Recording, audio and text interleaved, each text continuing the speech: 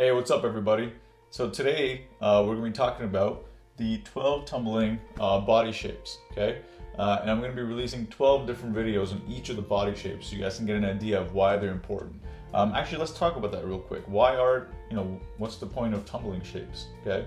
And the thing is, tumbling shapes are like the ABCs of tumbling, okay? Just like how you need to learn your letters before you can make sentences, right? So you use letters, then you make sentences, and then from sentences you get paragraphs, and then you can write novels and stuff like that. Well, it's the same way in tumbling, okay? If you want to have a nice, beautiful pass, like a rounded back handspring, double full, rounded back handspring, or even round off whip, or any other series that you can think of, it all comes from these 12 shapes. So once you master these shapes, you can master any tumbling pass you could ever want, okay? So obviously the first shape that we're going to talk about, one of the most important, is the handstand, okay, which is right here, okay? And as you'll see on this poster, each shape comes with 4 distinct things that I want you to look for. And you can obviously nitpick and go even more. So are there 4 things that you can look for in a handstand? Yes. Are there 6 things that you can look for in a handstand? Yes. Are there 10 things you can look for in a handstand? Totally, right? But we're going to focus on these 4. And then I'm going to show you what these little dots mean over here, okay? So first up, for the handstand, the first thing that I'm looking for, now they're not in any specific order. As long as you hit these 4, you're gonna have a pretty good handstand. So you get a little demonstration of what a good handstand is. First thing I like is the triangle hands, okay? So you got to make that triangle. The reason I like that is internal shoulder rotation.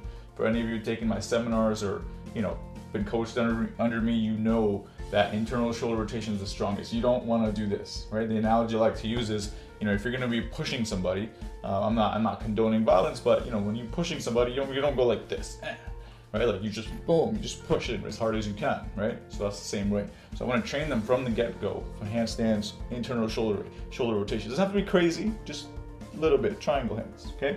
And you'll see in this little box, I'll do a little zoom up later, that you'll see the actual soundbite that you can use as a coach to coach these, okay? Or if you're an athlete, just pay attention to these 4 things. Next thing is what I like to call earmuffs. So if you guys read my article on soundbites, you know this is coming, right? Earmuff just means cover those ears. I'm in Canada, so earmuffs works. If you're somewhere warm, like I just got back from Australia not too long ago, you can use headphones, right? Because it's super warm over there. But anything that, make sure that you cover your ears and your arms are super, super straight. And that's what we're looking for, okay? The third thing are obviously your legs, okay? So in a handstand, you want them to be pencil straight, as I like to call them. And you also want to be squeezing your glutes, which is your butt muscles, okay? So you want everything nice and tight and pointing of your toes, okay? You don't want any of this happening in that handstand. You want it nice and tight, okay? And the last thing is, how do you know you have a good handstand? You can draw a straight line, okay? Straight line right from the palm of your hand all the way down straight to your toes. You should be able to draw a straight line, or as close as possible. So if you have a bit of an archy handstand, and I know I suffer from that, or I used to when I used to do a lot of tumbling, that's one of the things I had to fix by squeezing my core and making sure I go up against the wall and fix it. Okay, so those are the 4 things you want to look for in a handstand. Now, how long should you hold your handstand for? Well, we're going to get into that as soon as I zoom into this. Alright guys, so here is the little poster, or not little, it's kind of big. A little bit of a close-up of the handstand that I was talking about and some of the details. So you'll see the actual handstand, you'll see each of the 4 things I talked about.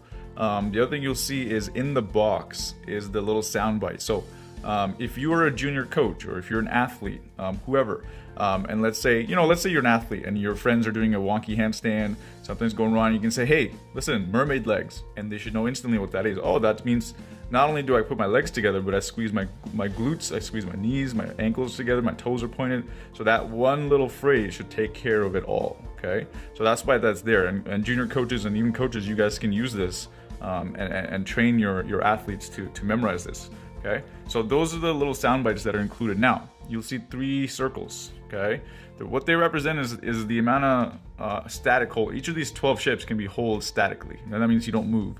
So the red is elite level, yellow is the intermediate, and the green it's the beginner. Now, you decide in your gym, your program, what you want to do. But I'm going to give you an example, okay? Here's what I look for. Now you decide if you want this a free handstand or against the wall. I'm going to say against the wall because that's how I get my athletes to hold against the wall, nose to wall.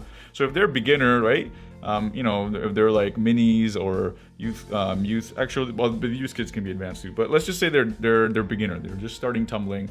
I would look for a handstand that they can hold for 30 seconds, okay? That's what I want if they're a beginner. If they're intermediate, I want 60, okay? And then if they're elite level or advanced, whatever you want to call it, I'm just gonna put 120 as a nice next progression. I would probably put a little bit longer, but that's okay. You can choose whatever you want, okay?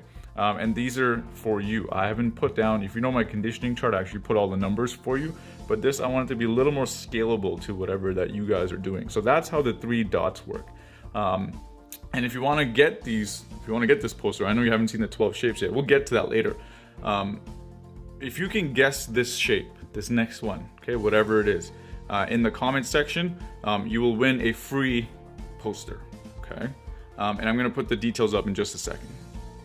Okay guys, so I'm gonna be releasing 1 video per shape every single day. I might even do 2 a day. So if you wanna know when the next video drops for the next shape, just go over to tumblingcoach.com and sign up for the newsletter. You'll see an email box there, just pop in your email, and I'll send out an email first, so you'll be first on the spot to know when the video is released. Also, you're probably watching this on my Facebook page, Addicted to Tumbling, so make sure you go like, okay, and make sure you can you can get notifications when I post something. It'll pop up in your feed right away. So again, remember, in the comment section right now, okay, see if you can guess what that second shape is. If you can guess it correctly, now of course, it could be anything, right? If you know your shapes, that's awesome. I'll give you an example, make it easy. The shape candlestick, I'll give you a hint, it's not next, okay? But let's say you guess candlestick and you get it right. Then I'll contact you, you just, give me your address. As long as it's reasonable, I'll send it to Europe, North America, stuff like that. If it's really far, unfortunately I can't. I'm gonna put the details about where I can and can't ship to. But again, if you get the shape right, you get a free poster, and I'm gonna be giving away 6 total posters. All right, so I'll see you in the next video.